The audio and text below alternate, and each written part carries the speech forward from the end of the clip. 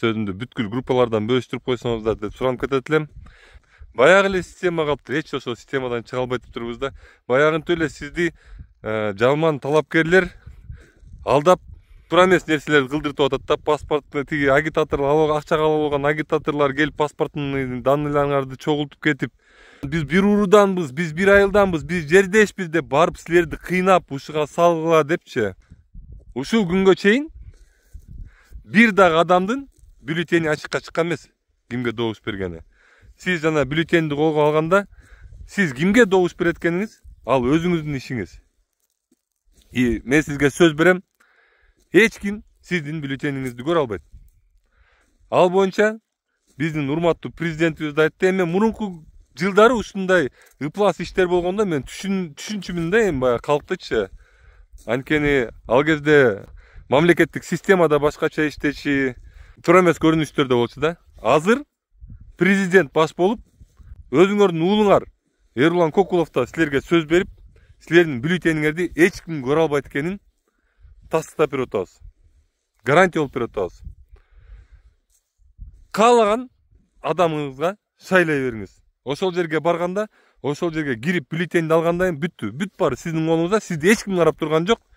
Эч кимдин алдында сиз жооп да бербейсиз.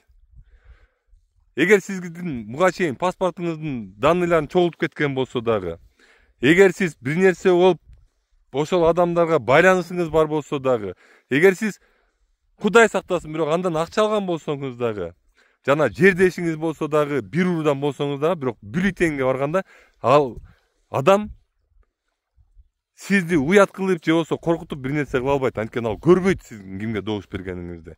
Мен сизге муну 100% гарантия менен айтам да. Андай болгон эмес шайлоодочу. Шайлоодо бир да жолу андай болгон эмес. Бир адам бюллетени менен сен буга добуш берипсиң деп кармалган эмес. 30 жылдан бери. 30 жылдан бери ушул иштер калп. Бул миф. Жок нерсе. Ар бир шайлоо болгондо ушул сөздү айтабыз биз. Каалаган адамдарга добуш бериңиздер. Урматтуу Тоң, Жети Өгүз, Караколдун тургундары. Жаңы шайлоо мыйзамы менен биз 28 округ болуп бөлүндүк. Кыргызстанда 30 округ бар, ошол 30 округтан 3төн депутат чыгат. Шайлоого барып берип коюңуздар. Мен силерден суранам. Тиги кошунам барып коет эле, досум барып коет эле деп бири-бириңерге ишенип, анан алдагы адам ошондой ойдо болуп, анан кийин шайлоого катышуу аз болбосун. Тескерисинче биз ушу 28 округ үлгү болуп, эң көп шайлоочулар келип, биринчи орунду алып,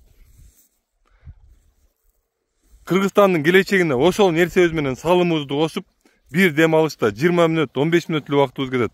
Ошол салымыбызды кошуп, кийинки шайлоолордо дагы башка округтардагы баягы ушул 28 округтан эң көп адам келип берди эле деп, биз дагы барып коелу деп, ошол демилгенин алдында турганга азыр биздин мүмкүнчүлүгүбүз бар.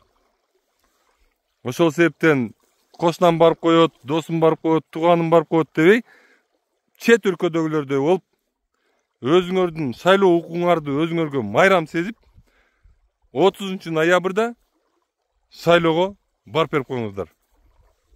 Чоң рахмат. Ушул видеону дагы бир жолу кайталайм, группаларга бөлүшүп коюңуздар. Эч коркпоңуздар. Эч кимден коркпогула, эч кимден уялбагыла. Бул силердин келечегиңер, бул балдарыңардын келечеги, бул шайлоо.